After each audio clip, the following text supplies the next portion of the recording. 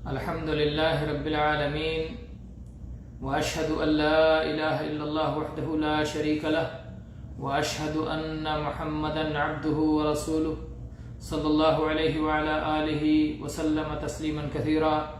أما بعد، عن جابر رضي الله عنه قال قال رسول الله صلى الله عليه وسلم: لا تدعوا على أنفسكم ولا تدعوا على أولادكم ولا تدعوا على أموالكم لا توافقوا من الله ساعة يسأل فيها عطاء فيستجيب لكم. رواہ مسلم.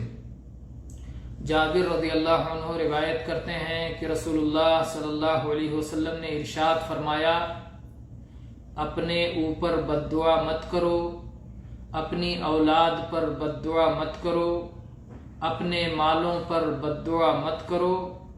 کہیں ایسا نہ ہو کہ یہ بد دعا اس گھڑی میں کی گئی ہو جب کہ اللہ تعالیٰ سے کوئی چیز مانگی جاتی ہو تو ضرور قبول فرماتا ہے. اللہ تعالیٰ نے بعض ایسے مبارک اوقات بنائے ہیں جس وقت اللہ تعالیٰ آسمان کے دروازے کھلے رکھتا ہے اور بندے جو کچھ بھی مانگتے ہیں انہیں عطا فرماتا ہے.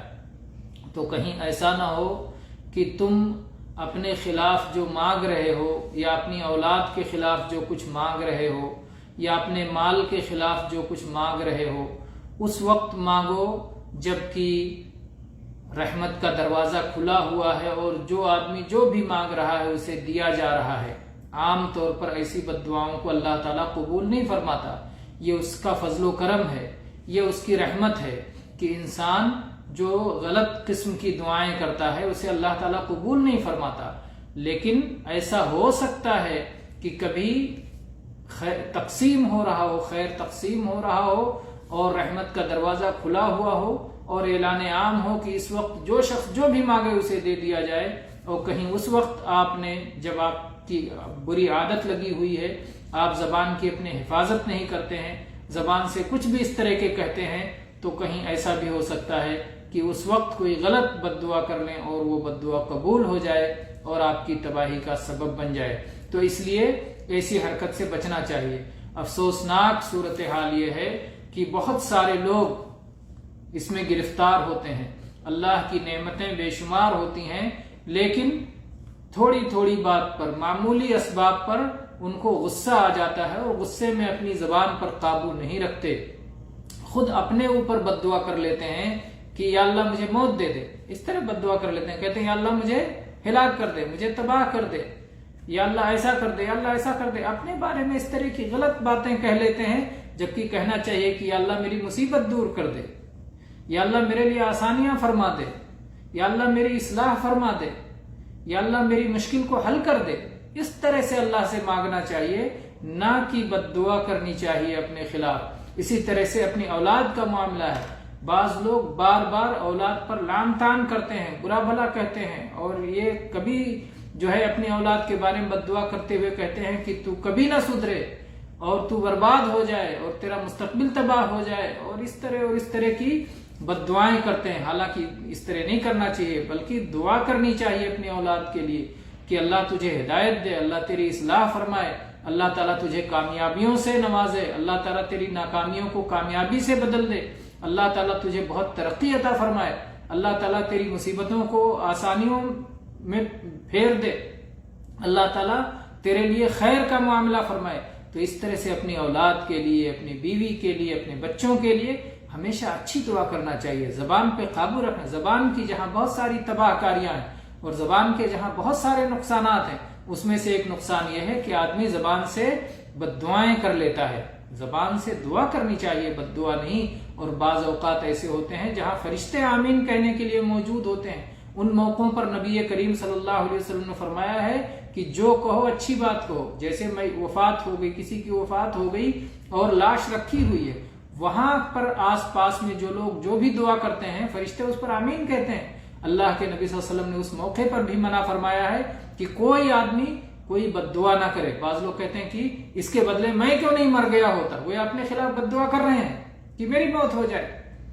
تو یہ سب سے نبی کریم صلی اللہ علیہ وسلم نے منع فرمایا ہے. میت کے لیے اس وقت مغفرت کی دعا کرنا چاہیے کہ اللہ اس پر رحم کرے، اس کی مغفرت فرمائے اور اس کے لیے جنت کے دروازے کھول دے، اس کے گناہوں کی معافی فرمائے اور اس کو جہنم کے عذاب سے بچائے، قبر کی سختیوں سے محفوظ رکھے، وغیرہ وغیرہ اچھی دعائیں کرنا چاہیے اور بد دعائیں نہیں کرنا چاہیے۔ تو اس طرح سے مختلف مواقع پر اللہ کے نبی کریم صلی اللہ علیہ وسلم نے منع فرمایا ہے کہ اپنی زبان پہ قابو رکھو اور اپنی زبان سے کلمات خیر کہو اور اپنی زبان سے غلط بات نہ کہو، اور زبان سے اپنے اوپر، اپنی اولاد پر، اپنے بیوی بچوں پر، اپنے مال پر بھی بد دعا نہ کرو۔ بعض لوگ گاڑی خراب ہو گئی، سائیکل خراب ہو گئی، سواری خراب ہو گئی، فوراً اس سواری پر لام تان کرتے ہیں اور سواری کے بارے میں جو ہے بری بری باتیں کہنے لگتے ہیں، بد دعا دینے لگتے ہیں، یہ سواری ایسی ہے اور ویسی ہے، اللہ اسے تباہ کر دے، اللہ اسے غارت کر دے،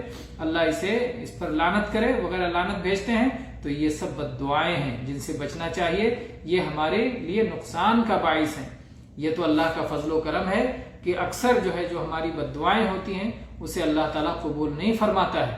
اللہ تبارک و تعالیٰ خیر کی دعاؤں کو قبول فرماتا ہے، لیکن اس سے روکا گیا ہے کہ آدمی کو اپنی حفاظت کرنی چاہیے اور ہمیشہ اچھی دعائیں کرنی چاہیے، زبان پہ قابو رکھنا چاہیے اور بد دعائیں نہیں کرنی چاہیے۔ تو یہ صحیح مسلم کی حدیث ہے۔ اللہ کے نبی کریم صلی اللہ علیہ وسلم نے ہمیں اس اخلاق کی تعلیم دی ہے کہ ہم ہمیشہ دعا کرنا سیکھیں، نہ کہ بد دعا۔ اپنے بارے میں بھی دعا کریں، اپنی اولاد کے لیے بھی دعا کریں، اپنے بیوی بچوں کے لیے دعا کریں، اپنے مال کے لیے دعا کریں۔ ہم اگر اپنی تباہی کے لیے دعا کر لیں گے اور تباہی کی دعا قبول ہو گئی تو کتنے بڑے خسارے اور نقصان میں ہو جائیں گے۔ بیوی بچے جو ہماری آنکھوں کا ٹھنڈک ہوتے ہیں، ہم نے بد دعا کر لی اور مصیبت میں گرفتار ہو گئے۔ ایک بار اللہ کے نبی صلی اللہ علیہ وسلم نے ایک شخص کو دیکھا، اس کی حالت بڑی خستہ حالت، بڑی بری حالت تھی۔ آپ نے اس سے پوچھا کیا بات ہے، کوئی تم نے دعا تو نہیں کی تھی؟